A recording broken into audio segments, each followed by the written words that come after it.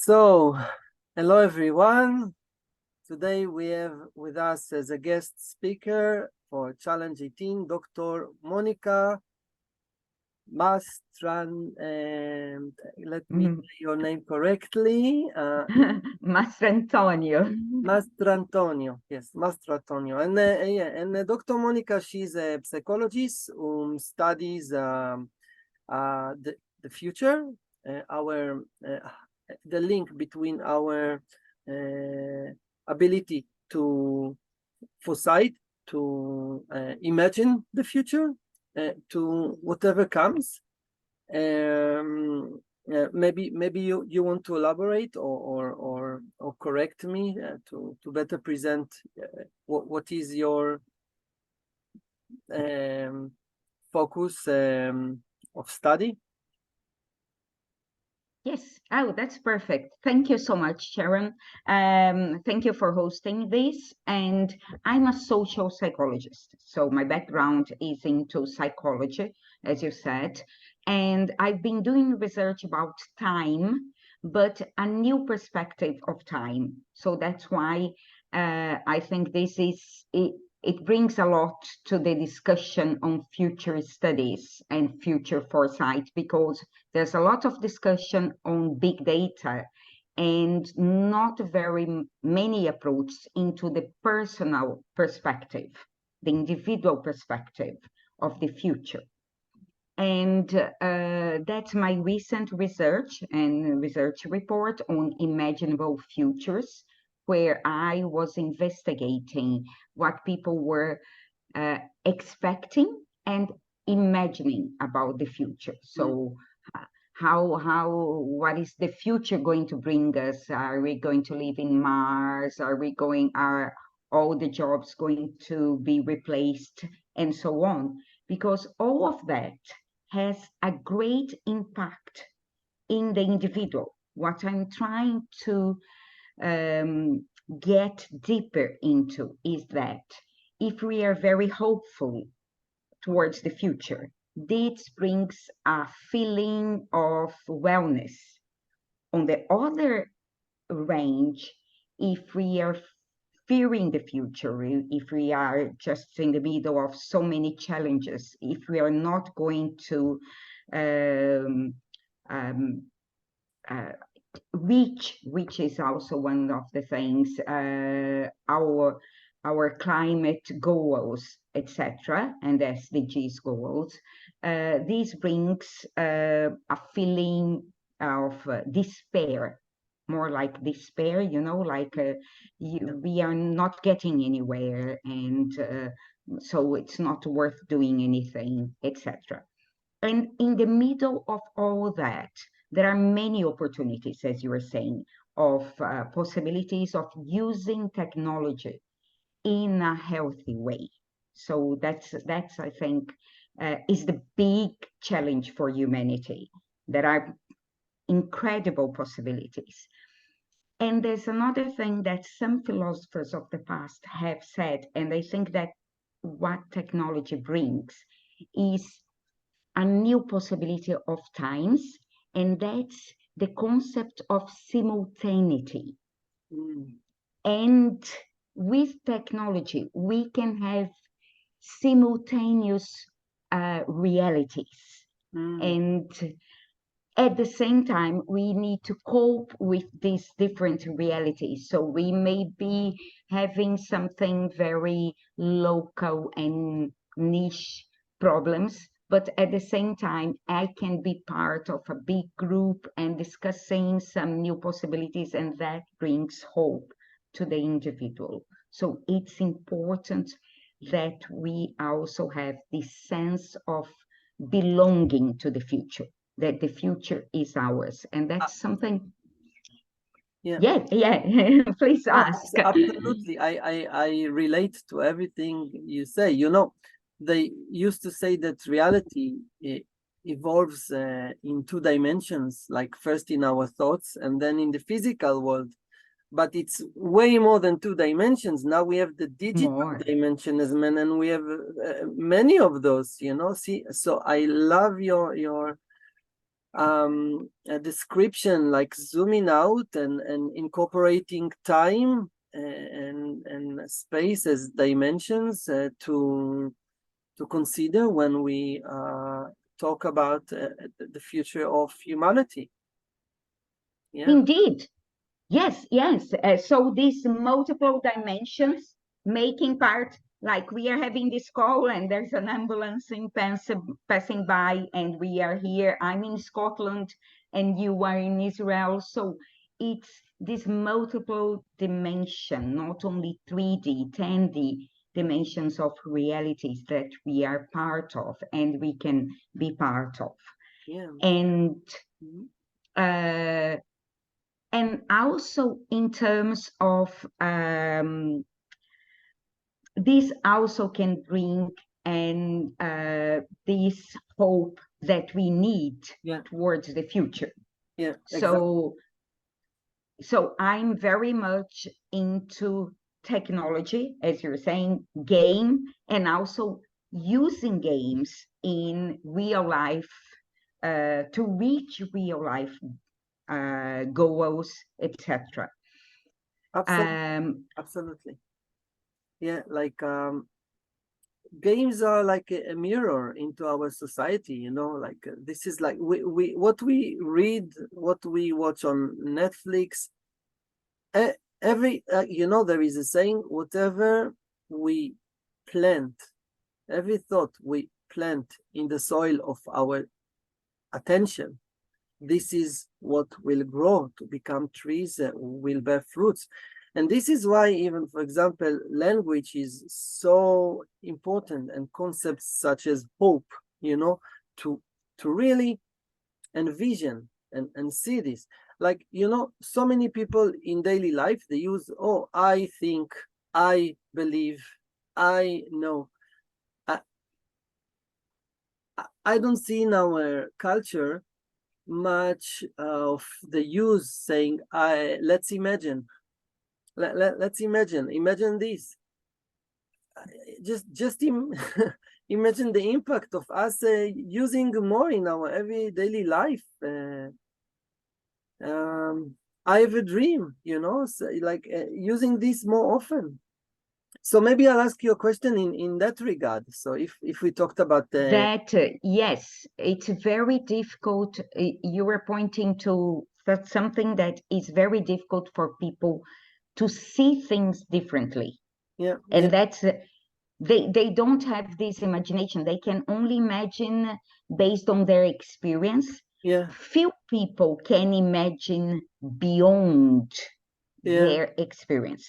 yeah, it's you know, and then we call these people like visionaries, you know, or prophets or shaman, you know, Mhm, as social mhm. healers, you know, and which we need many of those, you know, people that on a social level can really care communities and be responsible for the collective healing and so on.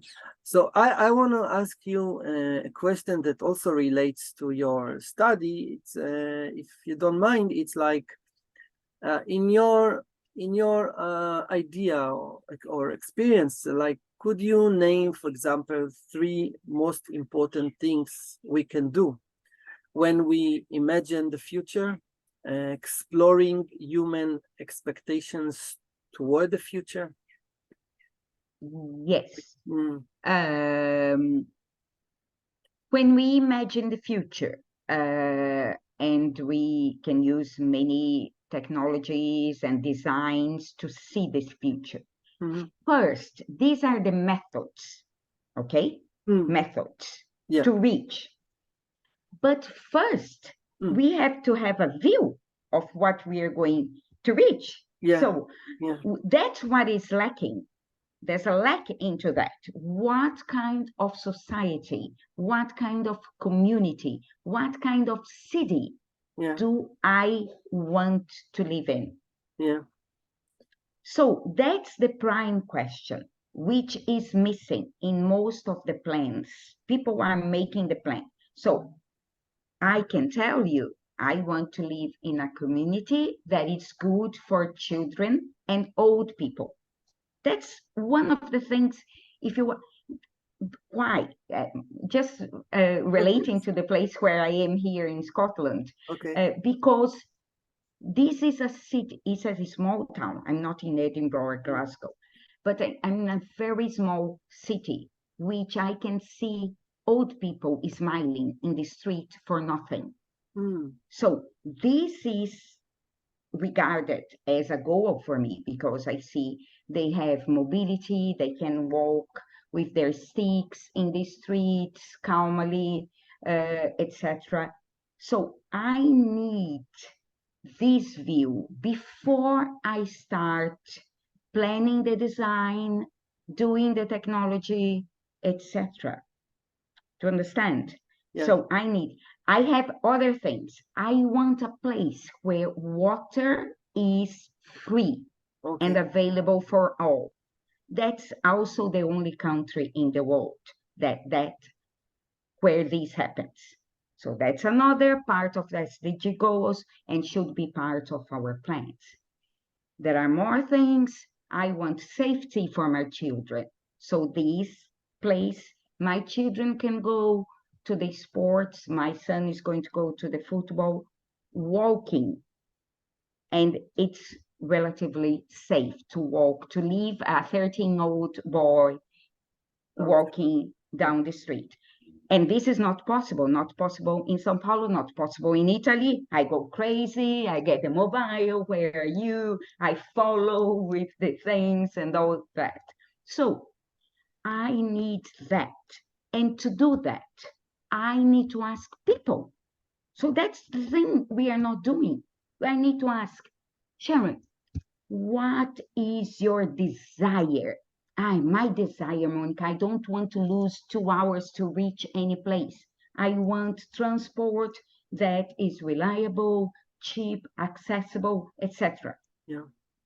John, what's your dream in your town? Oh, I want a place that I can sit down with park and Wi-Fi, free Wi-Fi, parks with free Wi-Fi. No government is doing that. Nowhere in the world. Yeah, everything takes time, you know. You mentioned the factor of time. So within a lifetime, say 20 years, like a generation, see suddenly that we all have electric cars, or or car companies now commit to have by 2030 all of the lines electric.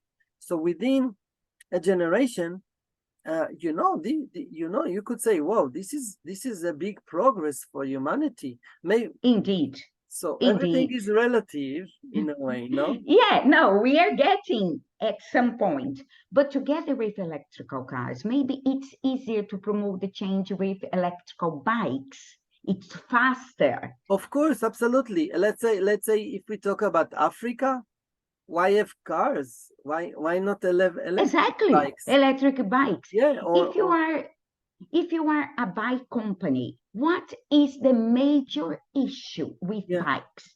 Rain, yeah, rain, yeah, rain. So you guys from electrical bikes, yeah, please develop a design that comes with an umbrella. yeah. It's just, it's just, it's easier if we get down to the ground.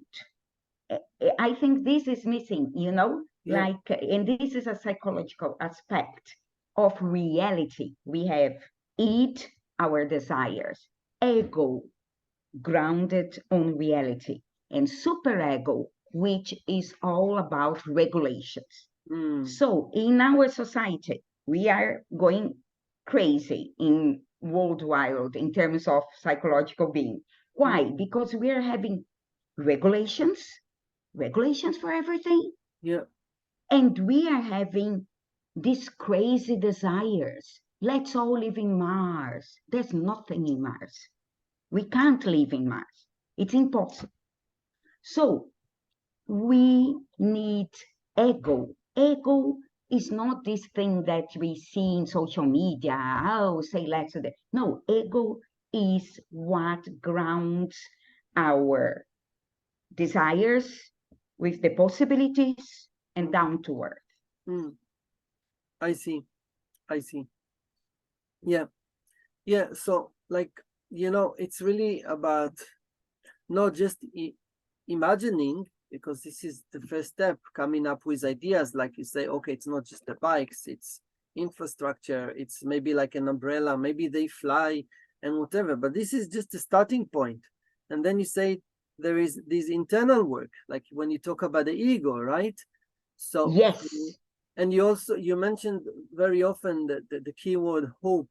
So how do you combine all of those? The ego, So, hope, and yes, like whatever we can imagine.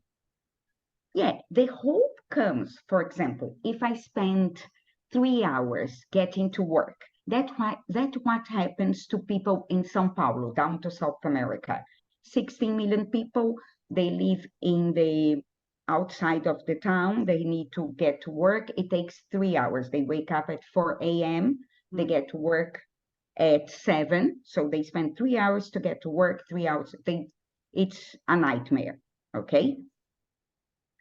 So of course they want, so we can have like electrical bikes, we can have speed trains and all this technology that we are saying. So it's combining the desire, the viability of that. In lifespan, that's another thing, Sharon. I know that we need to dream big, okay? But if it's too big, like 100 years time, that's beyond our lifespan. So our hope comes when we see that something that we are doing now, our children are going to be benefit of that. So we need to, you see, the hope goes one lifespan, doesn't go 300 years in the future. Some countries like China, they apply like, the 5 years plan, or also like a 20 years plan. So this exactly. Yeah. So this really more realistic, and also it's on a grand scale, where you have like a strong government that can foresee, the future, like reality, and then what it takes to bring us all toward this desired future where we enjoy a better life, as you said, also our children. And yet you see humanity is really facing great challenges. Like, are we going to achieve the SDGs, like you asked in your questionnaire? What about climate change, this fear of AI? Now you see in Israel that there is a big chaos, in politics, and as for new regulations, they wanna, so I'm asking you, like, is it possible to change? How? And if yes, how can we change? You are a social psychologist, so I'm asking, like, is it possible to change as a society? What's the relation between my personal ability to apply future imagery to the collective ability to apply this, and then on a global scale? Is there a relation, and what's the result of it? What's the outcome? Yeah, I believe there's a bigger relation than we are studying. And what my hypothesis is that one of the causes of the major mental health crisis that we are facing, children are facing episodes of anxiety crisis from very young age. It's in all data all over the world, like never before. Yeah. And this, my hypothesis is that that's deeply connected to the future. Absolutely. Why? Why? Because there are two things that we need towards the future. One is, of course, change. Like, oh, I get on the bus, takes 3 hours to get to work. I want to change that. I want my kids to change that. Or children like, oh, my grandparents didn't go to university. I want to go to university. I want my children to go even faster, etc. So there's one thing of change, but there's one thing of continuity. Yeah. These two things combined, continuity and change, like in a loop. Yeah. What I have as a also clinical psychologist and researcher is people really, there's a great instability of everything with all the threats and etc. And if in the past we had lots of, I would say nowadays, like the anxiety is the disease of the new century, because the new generation, they are anxious about everything. Yeah. But it's not in a big span, like what my children are going to eat, if they are going to have jobs. No, it's what surprised me. It's like, oh, what am I going to do tomorrow? It's the weekend. It's a very, so do you see this? So it's like an inversion as the global future goes beyond limits. I go like in circles trying to find out what I'm going, and I don't know how, I don't know what I'm going, what I want. I don't know if I want this relationship. I don't know this. So it's a lot of struggle into this new world and how we connected to this new world. Yeah. And what do you think has brought to this anxiety, depression, loneliness? Like, but and you say it's not about the far future, it's like the near future, what I'm gonna do. It's near future, exactly. Yeah, Exactly. in during the weekend. What do you think are the factors that have brought to this rise in this anxiety and in younger generations? Yeah, I'm glad that I'm talking to you, because it's also it's exactly this. It's a short-term anxiety. It's a short-term anxiety because and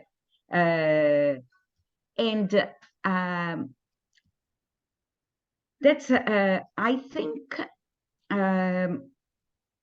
it's this at the research that I did, I can see a gap between the individual future and the global future. Like there's a disconnection between I and we. Yeah. And within this disconnection, many issues are going come around, because I is we. There's no only I. Yeah.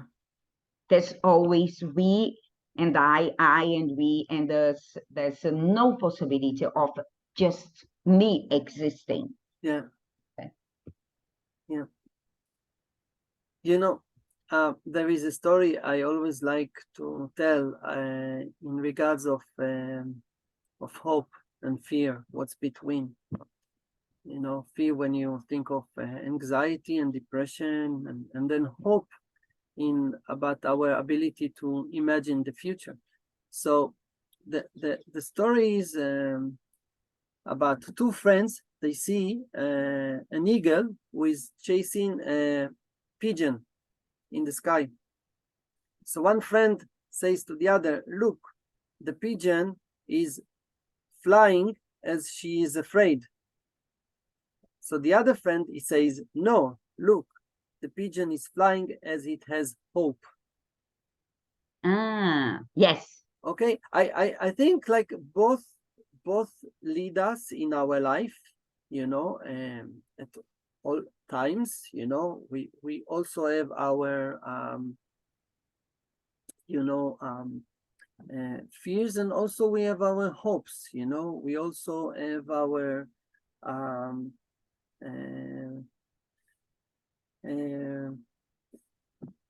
say also in regards of the long term and in the short term, also in regard of the personal and also in regard on the global. Maybe there is a difference, you know, when you say, okay, I am afraid in regards more of my own personal future, but I have hope in regards of the global or humanity's future, or vice versa.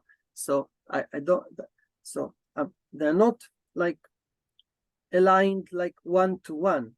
I believe that from what I read in your study, people show that they are more hopeful in regard, or let's say optimistic in regard, which is different than hopeful.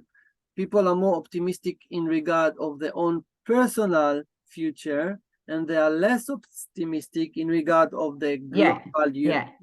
Yeah.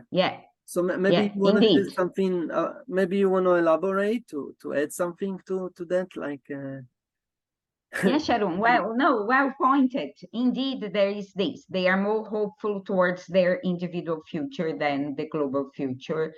The global future, I think we've been not doing so good, let's say. How come? You think maybe media, the media that tries to scare us all the time as a key role in making us less optimistic and more pessimistic in, you know, in regard of. But I don't know, no, because it's always like, oh, it's the media, it's this, it's the government, but I think it's not. It's this rupture between so as the global, the collective is really out of our hands, like at the same time it's within our hands, but it's going towards war threats, and we might not reach the goals, and you see summer coming, it's too hot, and so then people close up within their structures to survive, because all in all, we try to survive since the beginning of times. Nothing has, I mean, we have changed the outfits and blah, blah, blah. But it's always we trying to survive. Come on. Yeah, exactly. And the faster we understand that there is no me, but we, I am the whole humanity, the better we'll get to such an understanding. Because you know, people, you could say everyone wants to survive, everybody wants peace, but you would say, hey, he wants peace for himself and for his children. Nobody minds other people's and children, and this is the key issue. So how to come up with such a system design to manage human emotions, and you know, on a global level, so we will develop a society which is more care and compassionate, and indeed, and that's the step to reach a society which is more just and integrity, and there are more degrees of freedom, and then, you know,